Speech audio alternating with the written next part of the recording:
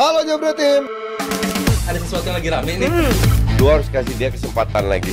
Di atas kertas lo semuanya harusnya menang. Ada bahasan yang paling ditunggu-tunggu.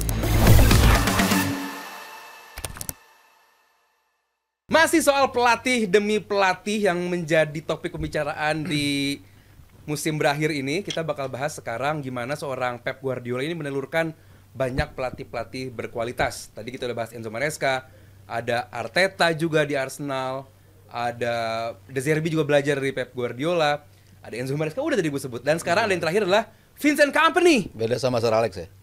Hasilnya gimana tuh? Gue lagi gak mau nyenggol-nyenggol sih, cuman ya. Soalnya kan di-compare terus kan. Iya. Ada Wayne Rooney. Bahkan lu nggak boleh membandingkan pemain atau pelatih. Semua pemain pelatih punya kualitas sendiri. Iya, betul. Nah, kita lagi bahas sekarang soal Vincent Kompany yang ke Bayern Munchen. Munchen. Nah, tadi coach Bayern apa? Ah, dikoreksi lu. Bayern Munich. Enggak. Boleh, salah. Munich itu Inggris. Iya. Ini British, Jerman. kan? Aku Bayern British. München. Munchen. Nah, Zal tadi dibahas di episode sebelumnya juga gimana ada pelatih yang butuh klub atau klub butuh pelatih. Nah, ini kalau Kompany ke Munchen, Ini gimana ini ya? saya yang butuh. Masalahnya ini juga tim yang udah ditolak sama 5 pelatih gitu. Dalam artian ini jadi kelihatan kesannya gue baca di media kayak ini Munchen ini pinter banget bisa nemuin Vincent Kompany dan Kompany-nya bisa kayaknya bisa mimpin skuadnya Munchen ini, padahal nggak juga kan kalau menurut gue. Belum paling enggak. Belum tahu. Lu tahu dari mana, Belum tahu. kampret? Katakanlah Kan belum. kan? Belum sih belum. Baik-baik, kan gue Lempar bilang. sepatu juga. Tapi apa Bagus lagi. narasi cakep itu. Cakep lagi. Boleh lempar gue sih. Gua ambil lagi.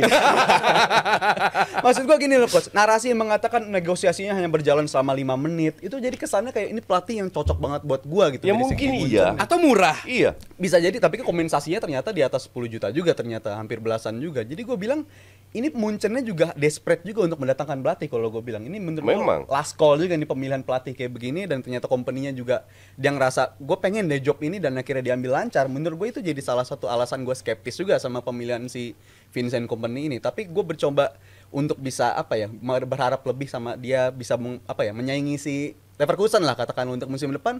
Sebenarnya Munchen ini masalah dia di musim lalu udah beres di musim ini. Salah satunya soal striker.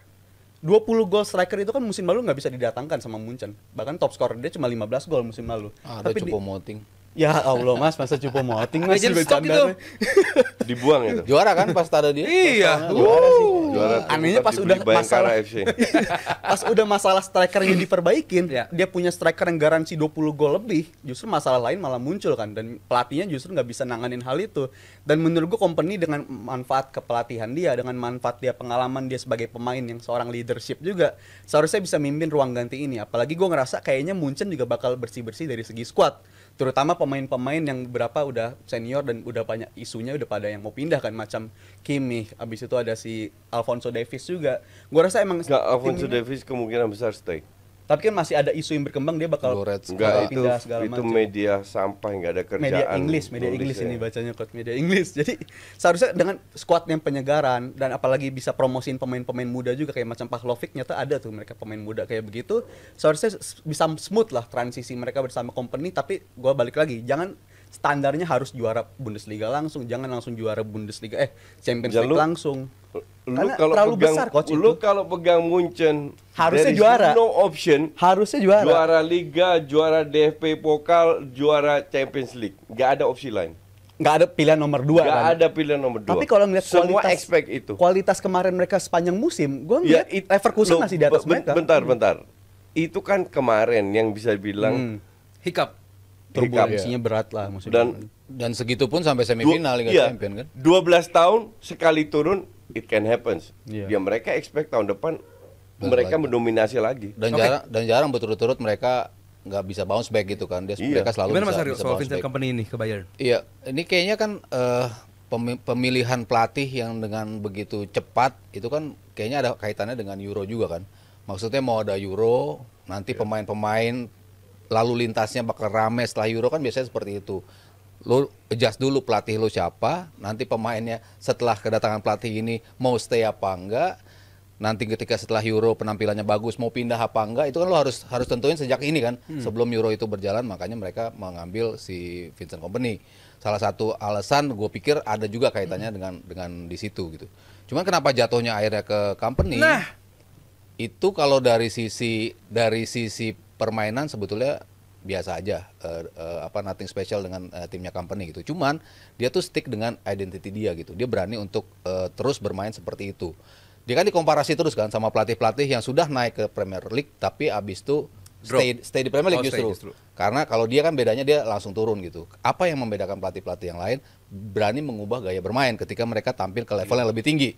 Oke, lo merajai di championship 100 poin lebih. karena pemain-pemainnya dan lawan-lawannya kan biasa-biasa gitu.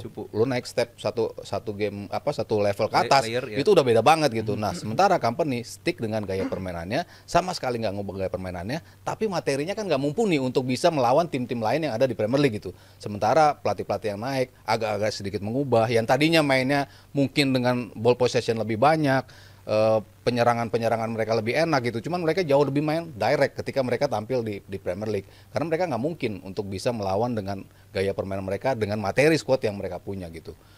Main ketika di Anderlecht pun seperti itu, Gu. Banyak yang di awal juga lo ngapain sih niru gaya Pep banget ketika bermain, banyak yang ngeritik dia juga di Anderlecht.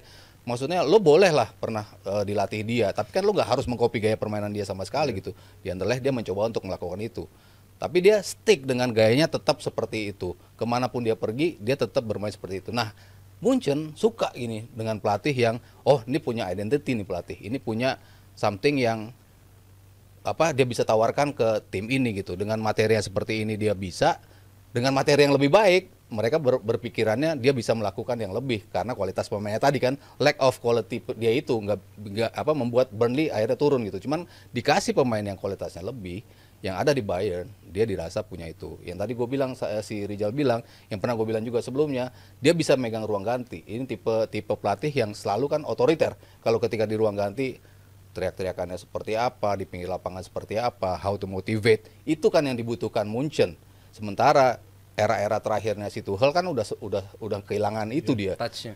Si Müller udah protes, Neuer, Goretzka, Kimmich, pemain-pemain pentingnya si Munchen itu udah protes dengan gayanya dia seperti gitu. Nah, ini pelatih yang berani untuk menginjakkan otoritasnya. Ini pilihannya Bayern atau justru Bayern ya udah sisanya sekarang company doang nih, kita ditolak sama 5 pelatih sebelumnya. Pemilihan Bayern dari jajaran tertinggi mereka menunjuk company, merasa company mampu untuk melakukan itu, makanya mereka langsung kontak dan company juga mau. Oke. Dibayarin kompensasinya. Gini sebelum lu tanya, Ya. gue jelaskan dulu. Gue melihat ini ada shifting antar pelatih. Pertama gue bilang pergantian pelatih sudah terjadi. Tapi gue lihat juga ada shifting dalam arti pelatih tua ini udah mulai tergeser. Pelatih senior, pelatih nama besar. Karena gajinya gede, mintanya banyak. Pelatih kayak Conte, kayak Tuchel, kayak Pochet. Lahirlah nih pelatih muda. Si Sabi nggak minta banyak, nggak dikasih banyak. Thiago Motta nggak minta banyak, nggak dikasih banyak. Ini nggak dikasih banyak juga. Jadi kayaknya si Ajax ambil pelatih Nice juga masih 35 tahun, nggak dikasih banyak juga. Mungkin Barca aja yang Hansi Flick yang kebetulan nganggur juga, gaji yang nggak gede juga. Jadi kayaknya klub-klub besar ini sudah muak dengan pelatih-pelatih yang punya nama. Karena gajinya gede dan mintanya budget besar, di mana mereka nggak bisa memberikan itu. Sekarang kita harus lihat bahwa semenjak COVID banyak sekali sikon keuangan klub itu menurun. Mungkin Madrid enggak, PSG enggak, City enggak, tapi banyak sekali yang menurun. Dan belum bounce back. Ditambah kena financial fair play. Nah, itulah kenapa beberapa klub memikir kenapa gue nggak ambil pelatih muda aja. Dan feeling gue kedepannya akan lebih banyak pemain pelatih muda. Ya karena yang tua-tua ini terlalu mahal dan mintanya terlalu banyak. Dan itu nggak hanya di Inggris, di Serie A tuh nanti kita akan lihat. Akan lahirlah banyak regenerasi pelatih itu kan terutama di Serie A itu nggak pernah terjadi.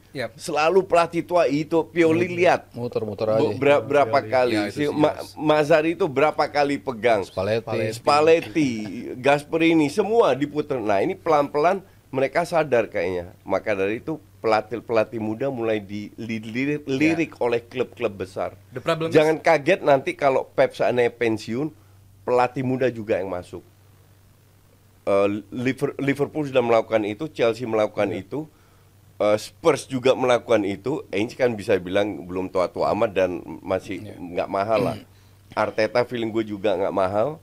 Jadi arahnya nanti lama-lama akan ke sana. Dan problem lebih sama pelatih-pelatih muda ini coachnya adalah mereka kan nggak proven gitu ya, belum Betul. proven, belum kelihatan Betul. gitu mau dibawa Iya. kemana nih klub. Cuman Chelsea sudah membuktikan pelatih-pelatih punya nama pun nggak proven juga. Iya kan? Iya. Ya jadi klub lain akan melihat juga dong. Ya ternyata pelatih ini cuma menang di atas kertas doang. Dan banyak pelatih nama besar yang dipecat. Conte dipecat, Mourinho dipecat, Spursnya atau pelatihnya? pelatihnya. Oh. Spurs semua. Apa nama dan lu lihat sekarang Mourinho gajinya Daniel De Rossi pasti jauh lebih murah daripada Mourinho. Iya. Daniel De Rossi. Jauh Pasti. lebih perform kok. Jauh. Salah satu pelatih muda yang Improve. kita lihat yang perform. Ya. Jadi nama besar itu cuma nama besar, ngandelin CV. Ya. Nah, which is good untuk gue bahwa klub-klub ini sudah berani mengambil pelatih muda. Ya contoh paling bagus itu Roma lah, De Rossi. Bolonya juga. Bolonya, Mata, segala macam. Dan ya, Leverkusen.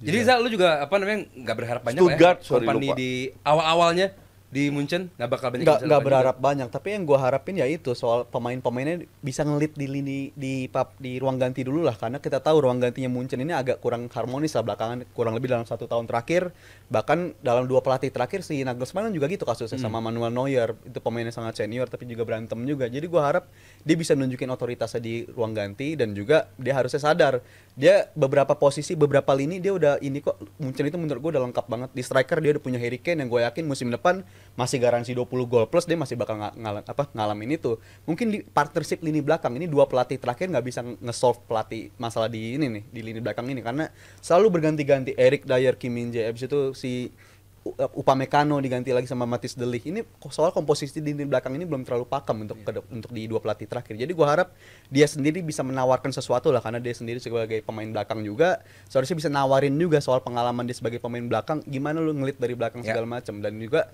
soal rekrutmen harus on point Munchen, nggak boleh lagi gagal-gagal Walaupun bukan di tangannya company, di tangannya Christopher Iya, Freund ya. tapi at least dia punya ini kan, dia selalu ditanya soal soal diskusi sama si board-boardnya. Jadi gua harap harus on point soal pembelian. Nggak boleh lagi ada nama-nama pemain muda yang harusnya diharapkan bisa perform kayak Gravenberch. Habis itu ada si Odriozola, malah flop segala macam, dan gua harap itu nggak boleh kejadian lagi. Mazraoui salah satunya juga. Gue beda pendapat sama Haryo. Gue bilang gue suka gaya mainnya Kompany di Burnley. Beda deh soal. Awal musim gue bilang ke member gue, kalian harus nonton Burnley ini. Tapi kembali lagi karena pemainnya nggak mumpuni. Iya. Tapi dia berani main dan ini cocok. Cuman yang gue pertanyakan sekarang, ini nanti akan keras ketemu keras. Antara Pelatih keras, pemain keras, Manajemen keras. manajemen keras juga. Nah Keras sekarang banget. sinergi atau enggak? Ya. Itu aja. Kalau sinergi ini dahsyat. Kalau enggak bakal dipecat. Oke, kita juga sekarang ke Milan. Sudah ada Paul Fonseca yang bakal ke Milan juga. Kenapa pelatih Portugal sih, Mas Aryo? Pelatih muda juga kan? Muda Iya. juga. relatif muda. Pelatih muda. Apa? Ada yang bilang katanya dia pengen meningkatkan performa sesama Portugal itu, Rafael Leao. Enggak juga sih. Atau apa yang bisa lu lihat dari Paulo Fonseca? Ya try something new lah. Maksudnya kan lu udah stick dengan Pioli dengan cukup lama dan sempat juara, tapi ya dengan permainan yang seperti itu, dengan dicoba di musim-musim berikutnya masih lo nggak bisa perform, ya cuman sekedar menempel juga nggak nempel juga, jauh juga jaraknya kan dibandingkan Inter Milan. Jadi memang lo butuh refreshment gitu, dan Fonseca salah satu pelatih yang menurut gua bakal ngasih dari sisi refreshment itu, ide-ide baru. Dari sisi permainan kan lo udah bisa nebak banget kan Milan akan bermain seperti apa di setiap pertandingan. Pasti apa dari kedua wingback lah, dari pemain depan di sisi kiri dan kanannya, Rafael Leao yang selalu diandalin terus, lini tengahnya juga seperti apa, kan lo udah bisa nebak lah gaya main mereka. Ya ada ide-ide baru dari Fonseca. Tentunya harapannya lo bisa memberi something yang berbeda gitu. Ketika Simone Inzaghi pertama kali megang Inter kan nggak seperti sekarang kan, Internya seperti sekarang, tapi kan dia akhirnya bisa mengubah Inter itu. Di Lazio dulu mainnya berbeda, tapi di Inter akhirnya berbeda juga. Dia bisa memberikan something yang new. Jadi gua rasa harapan dari manajemen ya itu, dia bisa memberikan something yang bisa diberikan Pioli. Pioli udah diperes seperti apa, tapi udah nggak bisa ngasilin apa cara permainan yang berbeda semuanya ketebak. Lu pegang satu orang udah selesai tuh Milan gitu kan. Nggak bisa ngasih something new gitu. Nah, Fonseca gue lihat dia berapa kali dalam permainannya punya juga sistem-sistem yang berbeda gitu. Yang itu yang diharapin oleh AC Milan. Oke, Coach, ini kan jelas berarti bahwa AC Milan ini menjadi domba di YouTube lu juga ya. Pada akhirnya dia ngedengerin bahwa ini Serie A pelatihnya muter-muter itu aja. Akhirnya ada klub yang berani ngambil pelatih yang bukan dari Serie A juga gitu, Fonses. Apa yang lo harapin dari Fonses kali ini di Serie A? Di Milan lebih tepatnya. Gua harap dia berani main non Itali kayak Gasper ini. Jadi nggak harus dengan 3 back, nggak harus gerasak gerusuk, lebih nggak menghalalkan segalanya untuk menang. Jadi gua harap ada angin segar lah masuk. Tapi kembali lagi ini juga selain Juve dan Milan punya pelatih muda, pelatih baru berani, nggak pakai yang tua-tua. Inter sudah punya pelatih yang cukup muda dan perform. Roma punya pelatih muda, tahun depan harusnya bisa lebih bagus lagi. Jadi di Italia pun kelihatan ada shifting itu dan gua harap dengan masuknya pelatih non Itali dia berani bermain secara non Itali, memberikan angin segar biar kedepannya either pelatih yang baru-baru ini bisa berubah atau gini gue bilang pelatih Italia ini atau sepak bola Italia karena pelatihnya nggak perform karena mereka itu nggak berubah gitu, ngerti nggak? Musim lalu berubah dong Coach dengan tingginya mereka di koefisien. Nggak, itu kan berdasarkan tahun lalu mereka. Tahun ini 4 tim perempat final nggak lolos loh. Iya tapi di di bawahnya Ya, Champions gue League. nggak ngerti ya itu, gue nggak ngerti hitung-hitungannya seperti apa. Untuk gue nggak make sense. Kalau lu 4 tim perempat final nggak lolos, kok bisa sebenarnya feeling gue poin yang tahun lalu Nggak, dihitung. musim ini doang. Khusus Musim ini cuman doang. kan ya itu Italia kan ngotot di liga yang lainnya. Europa League ngotot. Sementara Ya kan nilainya jauh lebih rendah harusnya. nggak jauh. Ya itulah stupidnya Dari UEFA. 2,5 jadi 2 gitu doang Iya, bedanya. itu kan stupid kalau gitu. Champions League Padahal harusnya- levelnya jauh Champions League banget. harusnya jauh lebih. Makanya dia satu finalis Atalanta juara gitu kan di Europa League. Sekarang Fiorentina. ada Fiorentina juga. Musim lalu pun seperti itu juga kan. Ada Fiorentina, ada Roma juga, ada Inter juga. Jadi memang mereka sampai gitu loh di level-level terakhir di setiap kompetisi yang mereka ikutin gitu. Ya. Zal, Milan tetap gerasak gerusuk apa gimana musim depan Zal? Fonseca nggak begitu ya, harusnya dia bisa bawa perubahan, tapi yang gue lihat dia bukan serial winner gitu, dalam artian bukan pelatih yang bisa lu Fonseca harapkan itu dalam dari Porto ya.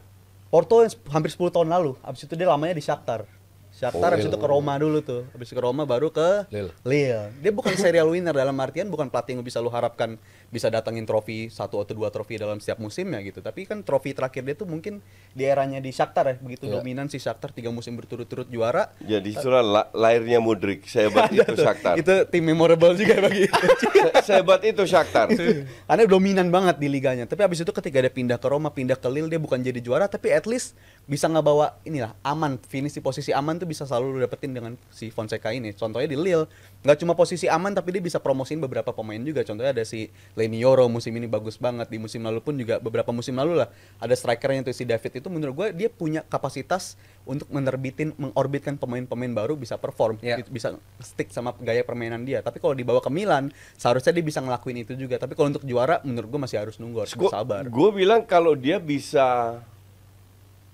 kalau para pemain percaya sama dia dan dia punya sistem sepak bola modern yang gaya Eropa bagus, itu bisa jadi calon juara. Ya. Gue sama sekali nggak menutup, karena untuk gue skuad Milan nggak jauh, skuad Inter nggak jauh lebih bagus daripada skuad Milan. Soal eksekusi Lebih aja bagus, yang cuman tadi. nggak begitu jauh. Di atas kertas itu praktis imbang, cuman pelatihnya yang bikin berbeda. Iya kan, dan itu udah 2 tahun lalu gue bilang kan soal AC Milan, ya kan, dan terbukti. Feeling gue Milan ini akan lebih bagus. Ya. Karena gue nggak ngeliat pelatih lebih katrok lagi daripada Pioli. Jadi kalau sampai musim depan Milan masih berantakan ya berarti emang Milan ya Coach ya. Iya. Bukan Milan. Mungkin iya. Ya, kita sekarang ke Napoli Mas Haryo. Yang gue tahu Napoli ini nggak ada. Conte. Oh, sedikit aja. Oh, nggak usah. Dikit aja. Nah, Napoli katanya musim lalu nggak bisa belanja pemain karena nggak ada duit. Tapi datangin seorang Conte yang bergaji besar banget. Gimana tuh? Dikit aja Mas. Osimhen dijual. Kan iya, banyak potong di TikTok. Banyak yang mau dijual memang. Oke. Banyak yang mau dijual, salah satunya Osimhen katanya mau meninggalkan Ke Belum tahu. Arsenal. Enggak, gue kasih tahu Itu lo. makanya. Udah statement aja nih. Oh, Romano udah ngabarin lo. Ih, Gua Justinus WhatsApp Laksana. Sorry ya, orang yang pertama di Indonesia kontak sama Romano itu Miss. Iya loh. Roma yes. Padahal dulu di Mola udah sering kontak ya. Itu dulu. Kontak. Enggak semua orang langganan Mola. Mas Aryo, jadi bisa optimis gak fans Napoli? Kalau sama Conte sih gue tetap yakin ya. Ini pelatih selalu bisa punya aura lah ya untuk bisa ngebawa sebuah tim. Paling nggak di 1 2 3 bisa masuk lagi Napoli menurut gue ya. Ya. Salah satu entah itu yang ketendang Juve, entah itu yang ketendang AC Milan gitu. Ya. Tapi yang masuk salah satunya menurut gue Napoli akan bounce back. Karena ya Juara. Conte tim apapun yang dia pegang itu selalu he delivers gitu Ya. kan. Setiap tim lah dimanapun yang latih. Apalagi di Itali gitu, Iya. menurut gue jaminan mutu lah. Oke, apa sih juara? Juara musim Oh, pertama. kirain gue kira Kacak juara. musim kedua, Milan. tuh Conte pasti Buat gitu gue tuh. musim depan Serie A yang juara. Inter lagi. Iya, tetap Inter. Napoli kandidat. Inter lagi Gua juara. Napoli Inter. kandidat. Kecuali pemain pentingnya dijual kan enggak? Ya, enggak juga. Iya. Udah aman-aman aja. Lautaro kayaknya cabut. Yes. Teman-teman jangan lupa cek juga TikToknya Jebret Media karena Caca lagi flash sale T-shirt Jurgen Klopp juara Piala Liga. Dari 150 jadi 90.000 aja. Buruan di check out. Nah, kita bakal bahas hal yang paling penting buat hari ini, yaitu nanti kita bakal bahas soal preview kompetisi final Piala Melon. Duku, tapi setelah ini ya, jangan kemana-mana. Halo Jebret Tim. Ada sesuatu yang lagi rame nih. Lu harus kasih dia kesempatan lagi. Di atas kertas lo semuanya harusnya menang. Ada bahasan yang paling ditunggu-tunggu.